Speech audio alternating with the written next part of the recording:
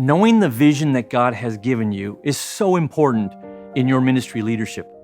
But that also means, for pillars, assessing that vision becomes critically important so that you can stay true to the vision God has given you. You'll learn that over time, vision changes or it leaks or circumstances pressure on it. So we need to always be assessing the vision. We oftentimes will assess the outcome of the vision, the programs or the product of the vision. But I want to teach you about assessing the vision itself. The strength of a vision is not its size or necessarily its outcomes, it's the vision itself. Here's how it's recorded in Proverbs chapter 29, verse 18. When people can't see what God is up to, they stumble over themselves. You see, in some ways, vision is a tool. It serves us for our leadership like a compass in pointing people in the right direction where God is moving all of us in ministry and where He's moving us personally. So we have got to always be assessing that compass, that vision. And I want to share with you a few areas that are important to look at on a regular basis in assessing the vision to know that you are staying true to what God is calling you to do. The first area is what I call vision clarity. Is the vision still clear? Sometimes when you get vision initially, there can be clarity around it, a lot of enthusiasm around it. And as you begin to lead that vision out, you develop programs and ministries, and all of a sudden a lot more labels and identities kind of get packaged on it, and you can lose focus of the vision itself. Every church, for example, has a vision from God. What makes that vision different from the church down the street is its uniqueness, not better or worse than the church down the street, but its uniqueness. But as a church grows and it adds many, many ministries, that vision, it can lose its focus. It's kind of like when you buy a brand new television, how clear it is versus the old television that has gotten a little fuzzy for you. And I want to encourage you to assess the clarity of your vision. Are you still true to what is most important in the vision?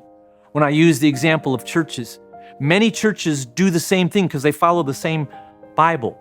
They have discipleship groups, they have services, they worship, they help the community. But every church has kind of a uniqueness to it. 20% of it is different in how they do it. They have a unique DNA, the kind of thumbprint of God that is there.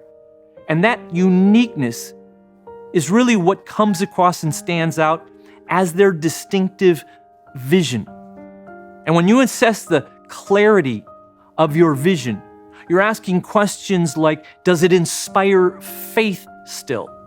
Does it make us stand out distinctly, not better or worse, but uniquely? Does it convey the crisis we are trying to address and we are trying to solve in this ministry? This assessment is really, really essential. Because when the ministry grows, because you have wonderful vision and good stewardship, lots of other brands and identities come and you can lose that distinctive, here's what God told us to do at the very beginning. Sometimes it's very helpful to revisit the very beginning and not lose the clarity. Thank God for all of the programs and all of the additional elements that have come in. But assess the clarity of your vision so that new people who come in who weren't there at the beginning will capture the uniqueness of the vision as clearly as somebody who has been with you from the beginning. Here's a second area you need to assess when you are assessing vision, and that is you need to assess the strategy. Not just the clarity of the vision, but the actual strategic design of the vision. Is the vision advancing? Is it moving forward? Or are you pretty much now just in growth management role? Growth management role means that you've kind of built it and now you're just looking for it to get bigger versus strategy that says, no, we want to continue to see this thing grow in what God has for it in new ways. One of the ways to compare that is to think of the metaphors. A blueprint or a scroll. A scroll rolls down, a blueprint is fixed. When you have a scroll rolling down, you only get to see so much of that scroll. And until you read through that scroll, you won't see what's wound up in there. That's what ministry is supposed to be like. When we are faithful to what God's given and shown us, then He'll lead us into new areas of ministry. Oftentimes, though, we want the blueprint. We want that fixed blueprint that shows us everything so that we can control it. And then our strategies become fixed and no longer creative or innovative. There's actually a vision myth. And the vision myth is the more programs we have, the more success we will have. Strategy is about being clear on the vision and clear on the pathway to fulfill that vision. I oftentimes ask leaders, what's the least you need to do to fulfill the vision, not the most you need to do? And we need to assess how the vision strategically is continuing to change. When is that scroll unraveling and God's leading us into something new? Not a blueprint where we know everything, not a measurement of just growth and we're just getting bigger than we were 3 years ago, but there's nothing new happening. Assess the strategic design of your vision. What new initiatives have you started in the last 12 months that God is bringing to you in a fresh and innovative way? Taking the clarity of that vision, but bringing it into a society and into a community where it can be more and more effective. Ask yourself, what lessons have we learned? What new mistakes did we make that we learned from? All of these are a way of assessing the strategy of the vision, not just the outcomes, but the strategy. Here's a third way of assessing your vision that I think is very important. We talk about assessing the clarity of your vision. We talk about assessing the strategy of your vision. You also need to assess the participation in your vision. You need to assess the trends of the people who are joining you in your vision. These people are the ones that your ministry is reaching. These people are the ones that are serving within your ministry. Let me give you an example of that. You can assess the strategy of the people who are participating in your vision by looking at what is the team spirit that is here, but you can also look at, hey, what is the team work that is here? And you're looking at the dynamics of the team and how they're working together, so you are measuring the participation. People are what make vision a reality. And oftentimes we only measure vision by the product and the programs. We've got to measure the participation of people. For example, in your vision and the people, are there diverse roles? If you assess the participation in the vision and you see everybody looks the same, talks the same, thinks the same, that's going to slow down our vision. Are the people generational? Do you have the distinct giftings that are there? Sometimes is there even some healthy conflict that goes on? The assessment you are making is an assessment of connection. Are the people a part of the vision? Have they engaged as they are? I travel and see ministries all over the world, and oftentimes the leader is grateful for the people and may assess the people individually, but rarely do they assess the people participation as a whole. And my encouragement to you is when you assess the vision, which you must do, you will assess, is it clear? You will assess, is the strategic design fresh and new? But then you look at the people overall and say, how have people connected to this vision and own this vision? And do we have the people as a foundation for the future of this vision? Here's a fourth way that you need to assess the vision. This is significantly important. You have to assess the sustainability of the vision. Vision is enthusiastic, it's energy, and you stand up and you convey vision to people, and you're kind of like saying, we're gonna take that mountain, and everybody cheers, and there's an enormous amount of enthusiasm around it. But then you have to ask the question, is this sustainable? Is the vision healthy? Assessing vision sustainability is like going for an annual doctor's checkup. You just want good news.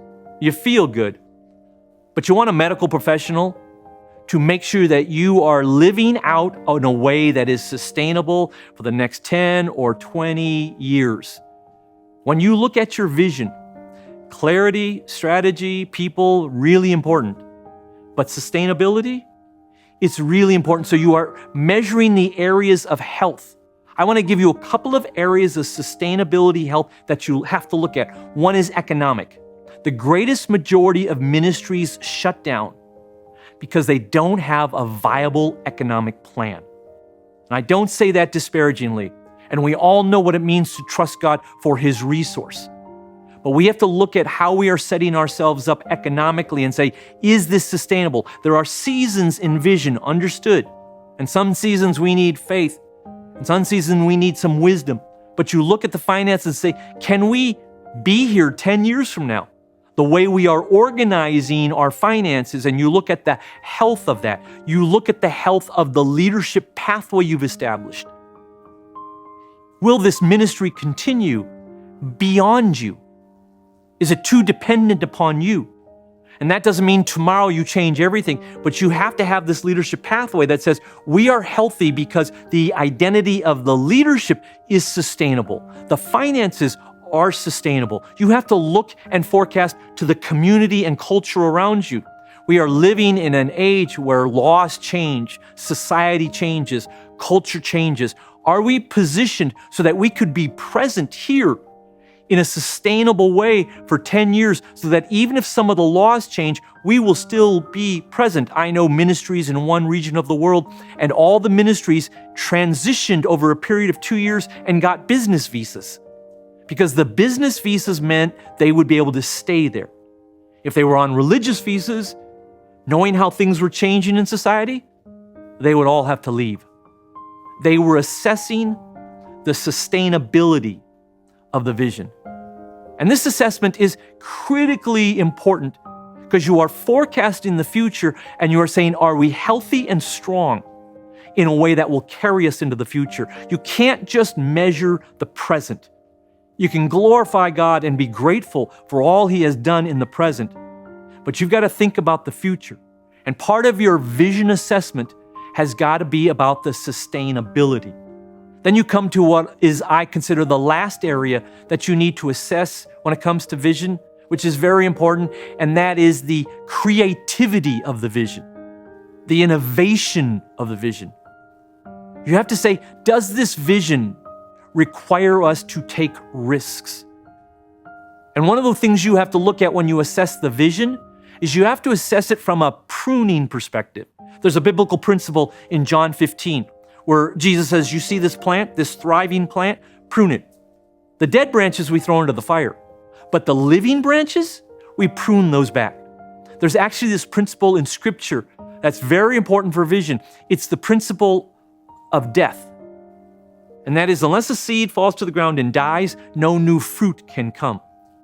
When I talk about assessing your vision from a place of innovation and creativity, one of the questions you have to ask of your vision is, what needs to die? There was a time when it was good and valuable, but now it needs to die. There was a time when it met the need, but the season has shifted and we need to prune back.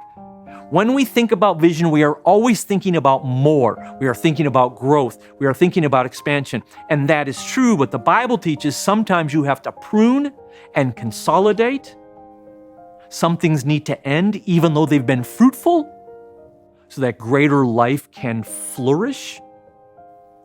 And you have to assess your vision from this perspective, which can be very difficult because you're taking something that actually is pretty good and saying, no, we're not going to do that anymore.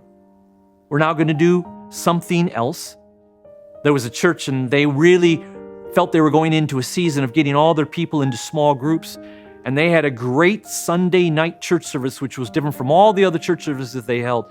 But they said, if we're going to have these small groups flourish that will meet during the evenings, we're going to prune the Sunday night service. And at first, people were very upset, but it made space and time for the small groups to grow and flourish. They had to do an assessment of their vision from an innovation, creative perspective. They had to ask the question, what needs to be pruned? What needs to die? And so when you do a vision assessment, you are looking at all these aspects of it. You're not actually looking at the programs and the growth. You can do that in other ways, which is fantastic, but you're looking at, is our vision still clear? Language changes in society. Do we need to change some of our language so we're clear and true to that 25% that makes us distinct? There are lots of evangelistic ministries out there. What makes us unique and distinct? Is the strategy developmental? Are we seeing this kind of scroll where we're trusting the Lord in His leading? You got to assess the vision from a participation perspective. All of the people as a whole, do they represent the diversity of giftings? Are we seeing the diversity of generations? Do we need to do something so that the vision has a participation of the broad spectrum that we want? We've got to measure and assess the sustainability of the vision. Are we healthy in a leadership pathway, in finances, in society, so that we will be around here 10 years from now?